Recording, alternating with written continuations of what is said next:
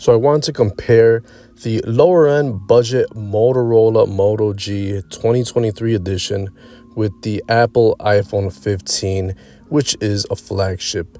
And, we always find something interesting between a budget and a flagship iPhone. Let's go ahead and get started. Both of these devices were released in 2023. The Motorola is just a little bit heavier at 6.6 ounces versus the iPhone's 6 ounces. Build quality, the Motorola is a little bit lacking, has a glass front, plastic frame, plastic back. So the iPhone 15, meanwhile, gets the glass back aluminum frame. So better build quality on the iPhone. For SIM card connectivity, the Motorola is rocking that nano SIM card slot, while the iPhone is the opposite, rocking only eSIM technology. The Motorola only has a water-repellent design, which pretty much is just a couple of splashes of water or rain, while the iPhone gets IP68, which gets dunked in water for 6 meters for 30 minutes.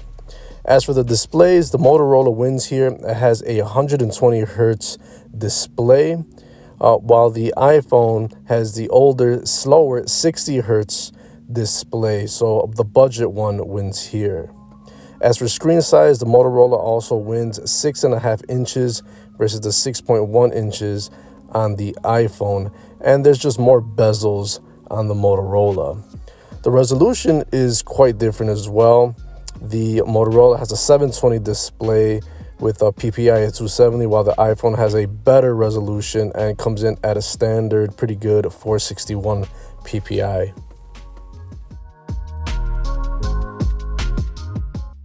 As for the software, Motorola runs a stock version of Android 13, which is 1 year behind Android 14 on Pixels, versus iOS 17 on the iPhone 15. For the chipset, the Motorola has a lower-end Snapdragon processor, while the iPhone has the super fast, brand new A16 Bionic. It's the second most newest if you don't go to the iPhone 15 Pro. For storage, the Motorola starts off at 64 gigs, while the iPhone doubles that at a standard 128 gigs. The Motorola does have a micro SD card slot, so you can expand it very easily, while the iPhone does not. As for RAM, the Motorola has 4 gigs versus the 6 gigs on the iPhone. For the camera setup, the Motorola has two cameras on the back, 48 megapixel main, 2 megapixel macro. iPhone also has 2 cameras, 48 megapixel main, 12 megapixel ultra wide. For video, the Motorola only outputs 1080p video versus the 4K on the iPhone. For the selfie camera, the Motorola has 8 megapixel shooting at 1080p, iPhone 12 megapixel shooting in 4K. The Motorola has a 3.5 millimeter headphone jack, while the iPhone does not have it. Bluetooth 5.1 Motorola, 5.3 on the iPhone. There's no NFC on the Motorola, but you do get it for Apple Pay on the iPhone. For connectivity, the Motorola has USB Type-C along with the iPhone 15, which is new this year. And for unlocking the device, the Motorola relies on a fingerprint reader on the side, while the iPhone has Face ID.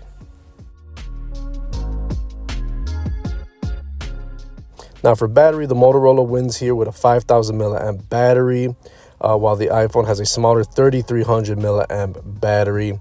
Motorola charges only with a 15-watt wired connection, while the iPhone has wireless charging and reverse wire charging as well that was introduced with USB Type-C.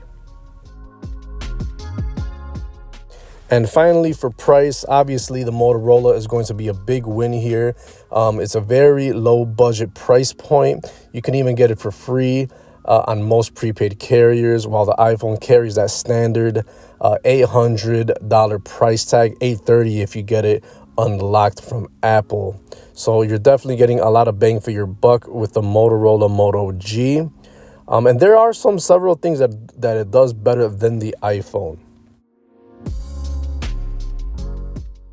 So every year the iPhone is released and it is the best iPhone to date. They pack in the newest chipset, they put in the best cameras, yada, yada, yada. Pretty much everything is better, but it's only incremental upgrades. It's very interesting to see a budget device always being the underdog in a fight against the iPhone, but in every single situation, there are always some things that are better on the budget phone compared to the flagship. So let's go ahead and give you the nitty gritty. So first off, with the build quality, I mean, yeah, you're going to get cheap plastic on the Motorola, but that's actually a good thing if you don't care about build quality. If you want build quality, yeah, the iPhone has it, but it's glass, it's very delicate. If you're like me, you slap a case on it, it's not really going to matter what the material is, and plastic is usually going to be overall lighter weight and more durable than glass. So if you drop your phone, you're going to be a lot more careful with the iPhone, and it's going to be a lot more costlier with the iPhone as well. So not a lot of risk when it comes to build quality on the Motorola. Another difference that some people might consider it a win for the Motorola is that it has a nano SIM, and I agree with a lot of people that it's still the better way to go versus the iPhone only having eSIM. Very hard to transfer and switch devices and transfer carriers, so that's a big win. The iPhone, on the other hand, does have IP68, does some water resistant, which is better for some people that like to be in the outdoors, in the pool, around rivers, yada, yada, yada. The big surprising advantage that the Moto G has is its 120 hertz refresh rate. That's a big win because only the iPhone Pro has 120 hertz. The 60 hertz is not even good enough for mid-range Android phones and lower end, so it's not even 90 hertz, so that's pretty sad on the iPhone. Another big win is the screen size on the Motorola, bigger, so just content in general is going to be better on a device with this size. Resolution, if you're picky about that, the iPhone is a little bit better. The resolution is the lowest of the low for the Motorola. For the OS, it's the classic Android versus iPhone. The good thing is that the Motorola does offer some perks. If you like stock Android, it's going to feel like a Pixel. And it also throws in Moto actions, which, the iPhone simply doesn't have. You could, it also has the camera shortcut with the power button, pretty much standard on Androids. But you could also do the chop motion if you want to activate the flashlight, or the twist if you want to get to the camera or switch the camera. And expandability for storage, also a big win in the Android world with the Motorola here. Even though it starts off at 64 gigs, you could expand it for cheap pennies on the dollar compared to the iPhone, which obviously does not have external storage. For the camera, yeah, it's a sad state on the Motorola. That's all my biggest downfall with Motorola phones. They're very, very bad, and more so on budget devices. You get only 1080p recording, while the iPhone it's just the best camera for videos and for pictures, hands down. So if you like cameras and good pictures and good videos and all types of lighting, then the iPhone definitely wins. Same thing with the selfie camera. It's just not as good as an iPhone or higher end Androids. The other plus for the Motorola, it hits back with the headphone jack, which is still good when you want to connect your car for aux, or if you want some, run-of-the-mill headphones, you could swap them out real easily. The iPhone with the USB Type-C, it's more of a hassle now if you want to connect it to another device for that. You don't have NFC on the Motorola. That's a big fail, because that's a standard. You can't go out with your phone nowadays without having it make payments. So that's a big no-no in my book. I care about that a lot.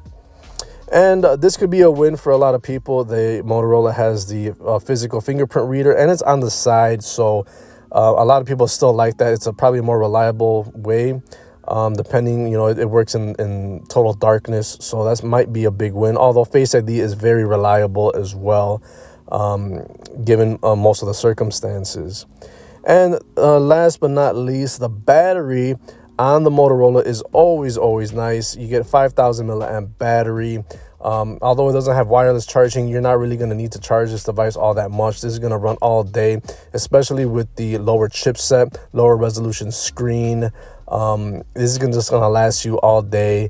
I can't say the same for the iPhone. It might, depending on your situation, how much of a power user you are, but it's safe to say that the battery life on the Motorola will be awesome.